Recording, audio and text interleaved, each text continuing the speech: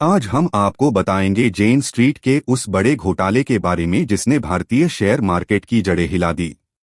Video को अंत तक देखें क्योंकि इसमें हम जानेंगे जेन स्ट्रीट की चालाकी से बनाई गई इंडिया स्ट्रैटेजी, एससीबीआई की जांच और कार्रवाई, इसका असर बीएसई, सीडीएसएल और आपके जैसे रिटेल निवेशकों पर, और इससे हमें क्या सीख मिलती है।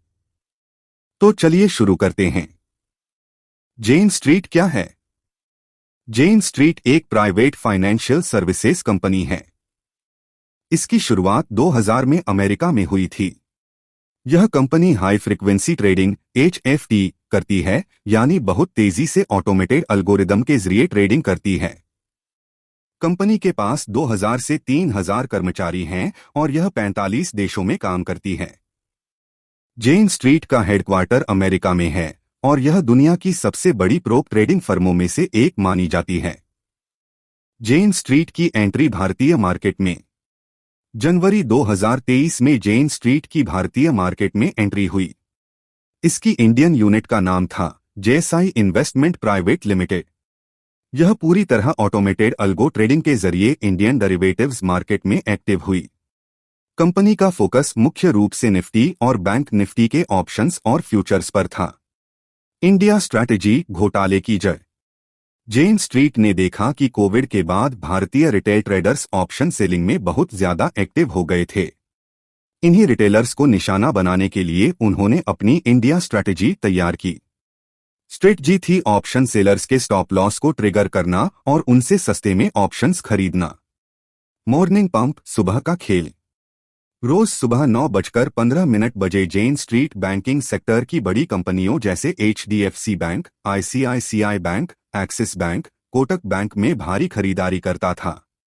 इससे बैंक निफ्टी में अचानक तेजी आती थी। रिटेल इन्वेस्टर्स और ट्रेंड फॉलो करने वाले ट्रेडर्स इस तेजी को देखकर FOMO, fear of missing out, में आ जाते थे और खरीदारी शुरू कर देते थे। आफ्टरनून डंप, शाम की चालाकी। दोपहर में 12:30 से 2:30 बजे के बीच जेन स्ट्रीट रिटेल से बहुत सस्ते डाउनसाइड पुट ऑप्शंस ₹5 से ₹20 के रेंज में खरीदता। वहीं वो अपसाइड कॉल ऑप्शंस रिटेल को बेचता क्योंकि उसे पता होता था कि मार्केट ऊपर नहीं जाएगा। फिर 3 बजे के आसपास जेन स्ट्रीट अपनी सारी सुबह की खरीदी हुई पोजीशन को एक साथ बेच देता। इससे मार्केट में जबरदस्त गिरावट होती। कभी कभी बैंक निफ्टी 15 मिनट में 2000 पॉइंट तक गिर जाता।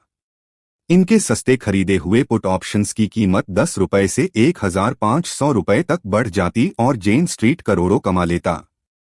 एससीबीआई की जांच कैसे शुरू हुई? जनवरी 2023 से मार्च 2025 तक जेन स्ट्रीट ने ऑप्शंस से ₹43,289 करोड़ कमाए। एनएसई और एससीबीआई को मार्केट के अजीब मूवमेंट्स पर शक हुआ।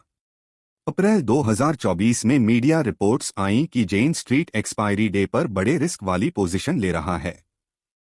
एनएसई ने इंटरनल जांच शुरू की और अगस्त 2024 में एससीबीआई ने भी ऑफिशियल जांच शुरू कर दी। नवंबर 2024 में एनएसई ने एससीबीआई को फॉरेंसिक रिपोर्ट दी जिसमें जेन स्ट्रीट पर मार्केट डिस्टर्ब करने का आरोप लगा। जून 2025 में एससीबीआई ने जेन स्ट्रीट पर बैन लगा दिया और उनके 4,843 करोड़ रुपए एस्क्रो अकाउंट में फ्रीज कर दिए। इसका असर मार्केट पर। बीएसई, सीडीएसएल, नुवामा जैसी कंपनियों के शेयर गिरे क्योंकि जेन स्ट्रीट जैसे बड़े ट्रेडर के जाने से ट्रेडिंग वॉल्यूम गिरने की आशंका थी। इन कंपनियों का बिजनेस हाई ट्रेडिंग वॉल्यूम पर निर्भर होता है। इस घोटाले की खबर से निवेशकों का मार्केट पर भरोसा भी हिला। एससीबीआई का संदेश और सबक। एससीबीआई ने कहा कि भले ही इसे टेक्निकली फ्रॉड न कहा गया हो, लेकिन ये ट्रेडिंग अनफेयर थी और इससे मार्केट सिस्टम बिगड़ा। यह मामला दिखाता है कि चाहे कोई कितनी भी बड़ी कंपनी हो, भारतीय मार्केट में नियम सब पर बराबर लागू होते हैं। रिटेल इन्वेस्टर्स को सीख लेनी चाहिए कि मार्केट में शॉर्टकट और हाई रिस्क ट्रेंड फॉलो करने की बजाय लॉन्ग टर्म और स्मार्ट प्लानिंग करें। निष्कर्ष। तो दोस्तों, यह था जेन स्ट्रीट घोटाले का पूरा सच।